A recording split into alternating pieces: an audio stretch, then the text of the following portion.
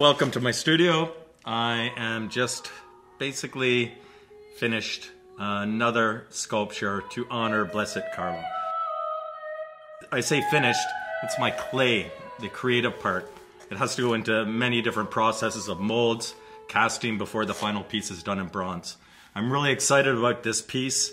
One of the most amazing experiences during my process of creating this piece is I found out the news midway through the sculpture that Blessed Carlos, a set date has been arranged April next year for his canonization. So he's actually firm to become a saint next year, which is amazing. One of the things I find fascinating about doing new sculptures of new saints is the spirit of celebration and the idea of our spirituality is alive and growing. And I love that. And nothing actually expresses that better than having a new saint and a new sculpture of that saint. So many times I'm working on pieces and I have to imagine what the figure looked like. I have to imagine what the saint looked like. With this process, I had so many different photographs to go through and to work as reference points.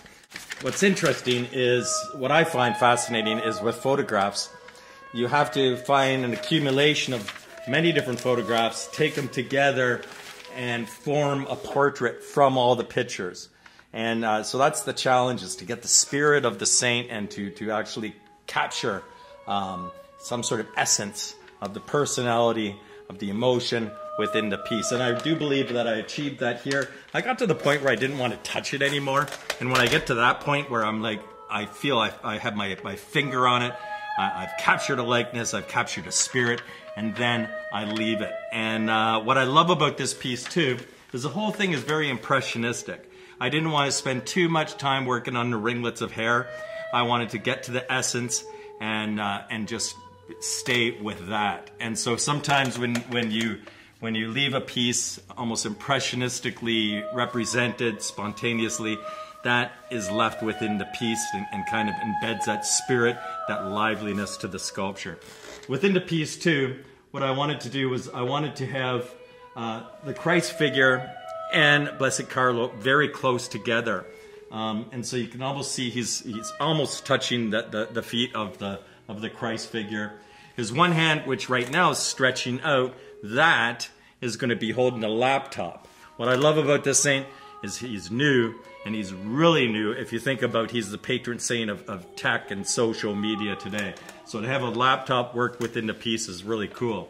But not only did I capture the new within the piece, but what I also wanted to do, my months, if not my more than a year of actually representing different sculptures of Blessed Carlos, I came to feel that he's a new David, and the Goliath is the mainstream media that he's attacking. And I just thought about that one day when I was working on another portrait of Blessed Carlo, and I had this curly hair, this young boy, and I thought, this is the new David.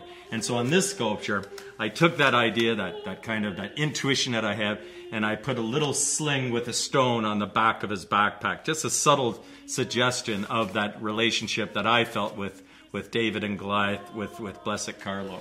So the sculpture is great, a presentation of the corpus.